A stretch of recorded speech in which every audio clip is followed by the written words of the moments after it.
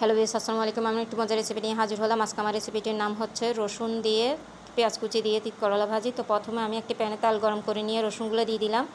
এরই মাঝে পেঁয়াজ দিয়ে দিচ্ছি, পেঁয়াজ কুচিটা। আর আমি রসুনটা কীভাবে নিয়েছি দেখতেই পাচ্ছেন। আমি এরই মাঝে তিত করলাগুলো দিয়ে দিচ্ছি।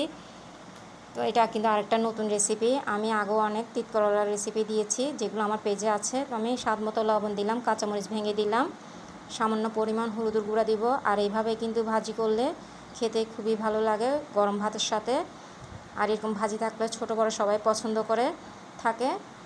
আর এরকম ভাজি থাকলে কিন্তু আসলে মাছ মাংস কিছুই লাগে না। তো দেখতে পাচ্ছেন মাশাআল্লাহ তৈরি হয়ে গেলো আমার তিত করলা ভাজি। আশা করি আপনাদের সবার ভালো লাগবে। অবশ্যই একবার হলো তৈরি করে দেখবেন। আর কার কেমন লেগেছে অবশ্যই কমেন্টস করে জানাবেন। খুবই মজাদার একটা কিন্তু ভাজি, একবার হলো তৈরি করে দেখবেন। তো দেখার জন্য সবাইকে ধন্যবাদ।